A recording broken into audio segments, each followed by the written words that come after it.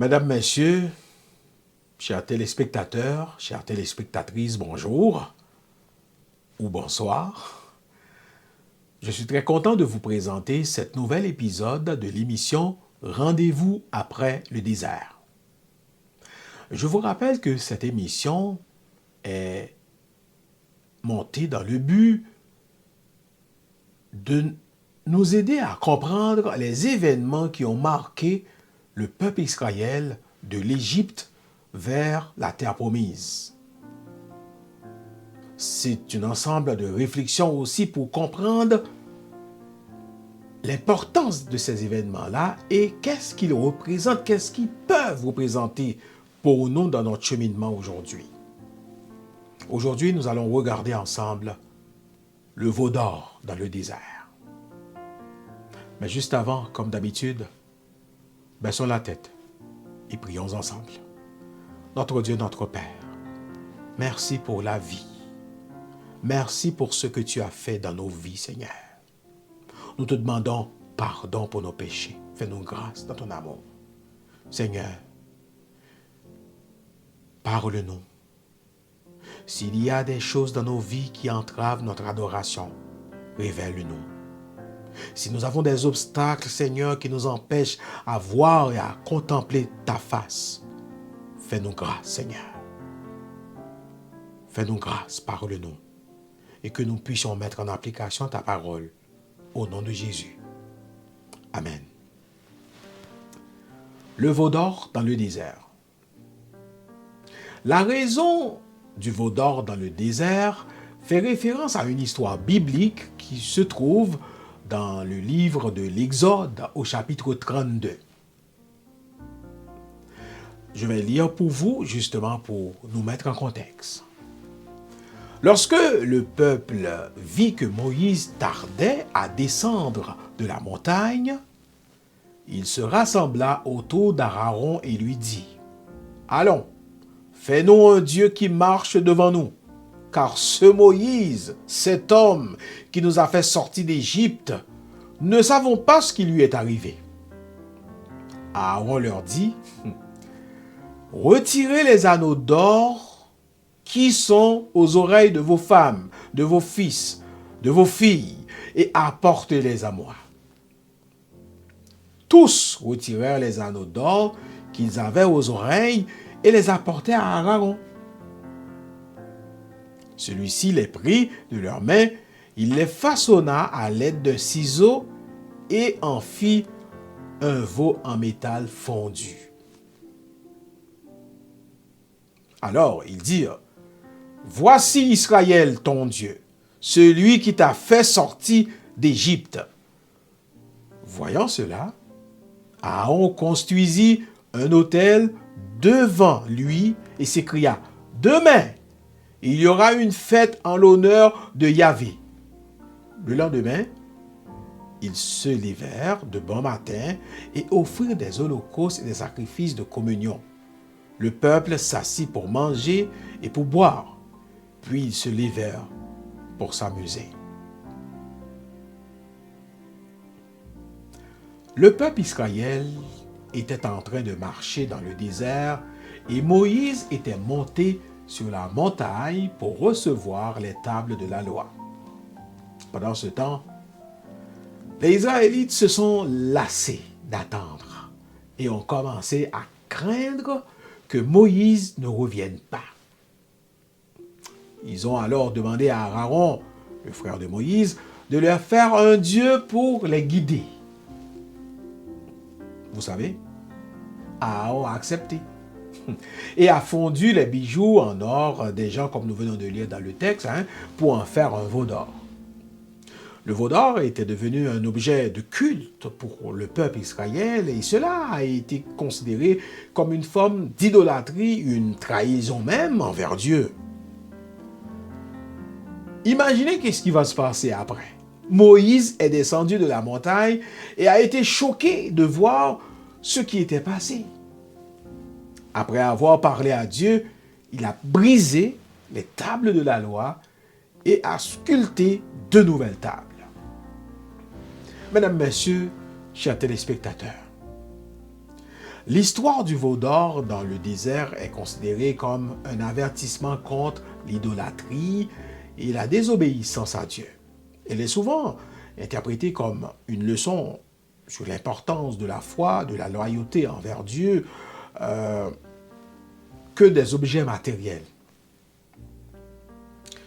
Mesdames, Messieurs, chers auditeurs, téléspectateurs, l'adoration, c'est l'enjeu principal ici, dans cet événement. Le veau d'or dans le désert est utilisé justement pour montrer le côté faible de l'homme, le côté impatient de l'homme. Et aujourd'hui, c'est encore plus présent car nous avons le sentiment que tout doit aller vite. Tout doit fonctionner en un clic. Et c'est la réalité. Nous voulons commander, mettons, un plat. Nous appelons au téléphone ou nous envoyons un message à travers les plateformes. Le plat est arrivé, est livré. Nous voulons regarder un cinéma ou c'est fait en un clic. Tout est disponible aujourd'hui avec la révolution de la télécommunication, avec le règne de l'Internet puis des médias sociaux. Tout devient rapide et même trop rapide. Mais l'impatience, en fin de compte, était déjà là depuis les temps anciens. Car les Israélites pensaient que Moïse était peut-être retenu ou décédé à la hauteur de cette montagne. Donc, d'où la tentation vraiment de l'idolâtrie. Le veau d'or, mesdames, messieurs, c'est l'idolâtrie. C'est la façon dont les gens peuvent facilement se tourner vers des objets matériels ou des idoles pour trouver des réponses à leurs problèmes plutôt que de se tourner vers Dieu.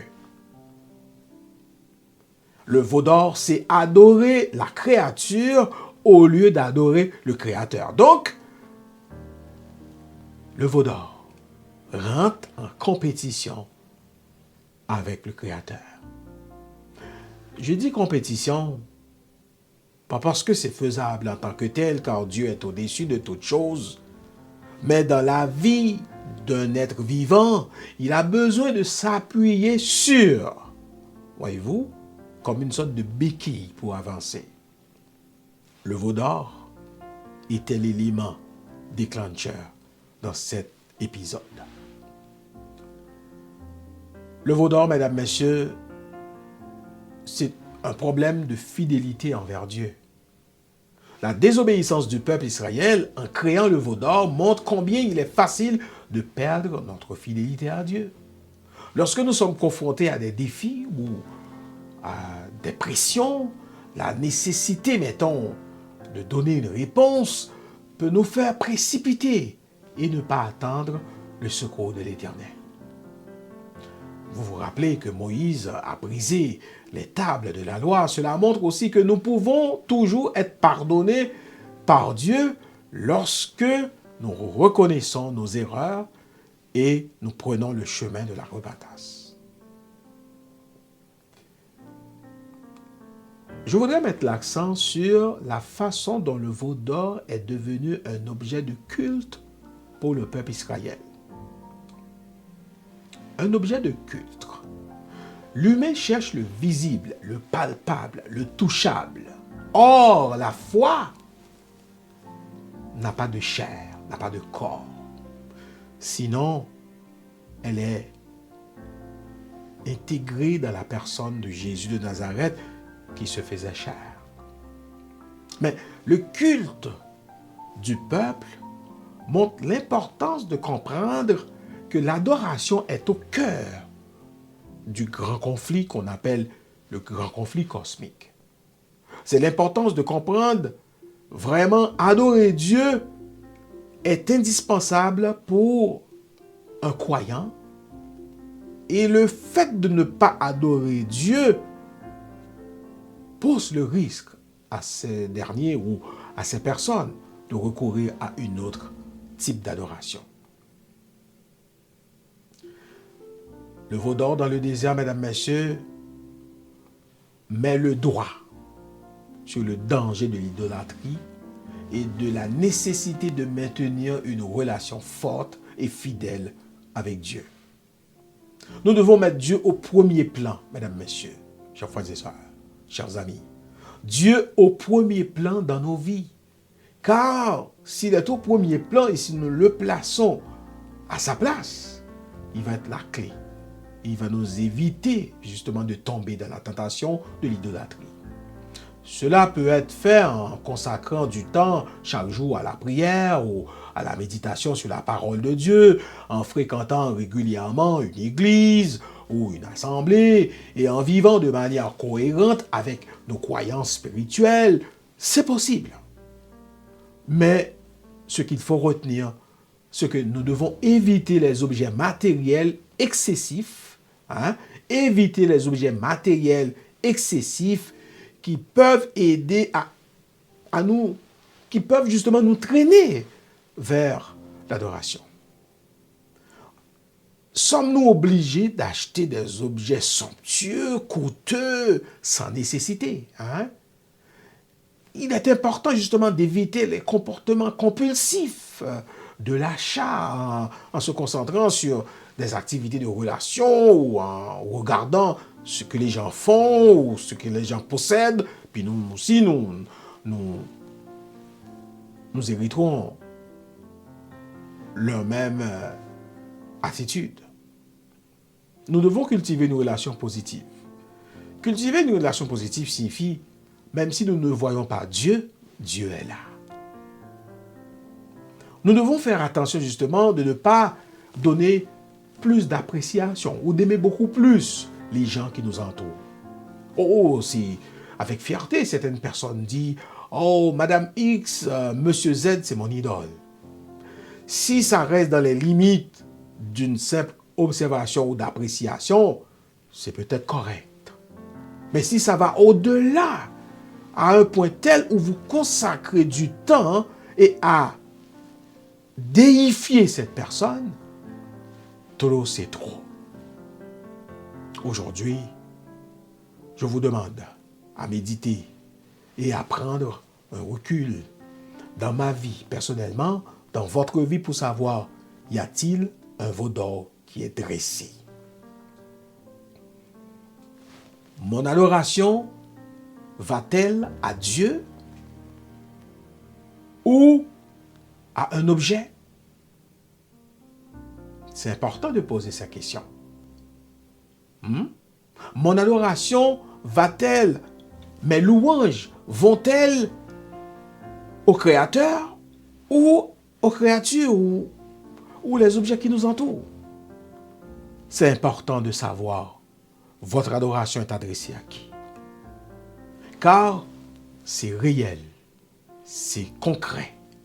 L'humain a besoin d'un être sur qui il peut compter pour avancer. Comme un bébé a besoin de se prendre l'appui sur un mur ou sur une banquette pour se mettre debout et commencer à marcher, comme un enfant compte sur ses parents de la même façon qu'un employé compte sur son employeur de bon cœur pour l'accompagner dans la flexibilité et l'aider aussi à mieux se performer. De la même manière, nous avons besoin de Dieu dans nos vies, nous avons besoin de Christ dans nos vies. L'humain a besoin d'un être sur qui compter. Certains, c'est dans la connaissance. D'autres personnes, c'est dans la richesse. D'autres personnes encore, c'est dans la science. Mais gloire soit rendue à Dieu. Nous comptons sur Dieu, sur Jésus de Nazareth. Nous allons intercéder pour que Dieu puisse nous aider justement à lutter contre les veaux d'or qui se dressent devant nous pendant la traversée du désert, afin que nous puissions avoir le contrôle sur ces événements et faire en sorte qu'au-delà de ces choses, nous puissions compter les bienfaits de Dieu, voir sa grâce. Et si toutefois nous sommes tombés est humain, relevé est divin, Dieu va nous donner grâce. Dieu va nous faire grâce de relever et de continuer sur la bonne voie. Prions ensemble. notre Dieu, notre Père. Nous sommes devant toi parce que tu nous parles à travers ta parole. Oh, cet épisode, Seigneur, nous rappelle que les idoles, la magie, le festichisme, tout ce qui est hors de la grâce spirituelle sont à éviter. Seigneur, si dans ma vie il y a des choses qui peuvent servir comme des idoles, je te demande, Seigneur, de me faire grâce et par ton Saint-Esprit de les éliminer. Je voudrais aussi te prier, Seigneur, pour chaque ami, auditeur, auditrice, téléspectateur, présentement. Tu vois nos vies. Tu vois leur vie. Nous te demandons, Seigneur, grâce, la miséricorde. Oh Seigneur, si c'est un objet qui représente un obstacle, si c'est une personne qui représente un sujet, si c'est la connaissance ou la science qui représente, Seigneur, des défis devant nous, fais-nous grâce de les surpasser. Fais-nous grâce, Seigneur, de les dominer et que notre adoration soit réservée à toi et à toi seul. En cet instant, Seigneur, pendant que nous te prions, nous te demandons de libérer ceux qui sont enchaînés. Nous te demandons, Seigneur, de délivrer ceux qui sont capturés. En ce moment où nous te prions, Seigneur, nous te demandons de poser ta main, Seigneur, sur ceux qui attendent une réponse. En ce moment où nous t'implorons ta présence dans nos vies, Seigneur, nous te demandons, Seigneur, de nous aider à traverser les déserts qui se trouvent devant nous. Seigneur, grâce, la miséricorde. Pose ta main sur ton peuple. Ta parole est vivante. Fais-nous voir ta gloire encore dans nos vies. Éliminer les idoles. Éliminer les veaux d'or. Éliminer les obstacles, Seigneur, qui peuvent servir un frein dans notre relation. Et faire en sorte que nous puissions communier avec toi. Oh, l'Éternel des armées. Fais-nous grâce. Aie pitié de nous dans ton amour. Aide-nous à cheminer dans la foi avec toi. Au nom de Jésus, nous t'en prions. Amen. Amen. Mesdames, Messieurs, c'était un plaisir pour cet épisode qui parlait du veau d'or. Vous pouvez commenter, vous pouvez partager. Vous pouvez aussi utiliser l'adresse que vous voyez à l'écran justement pour permettre à plus de personnes de brancher. Peut-être, qui sait, Dieu a un message pour ces personnes aussi. Mais entre-temps, je vous donne rendez-vous pour le prochain épisode. Je vous demande de laisser vos regards sur Dieu. Dieu fera tomber nos idoles et nous donnera la victoire. Bonne continuité dans le Seigneur. Merci. Bye bye.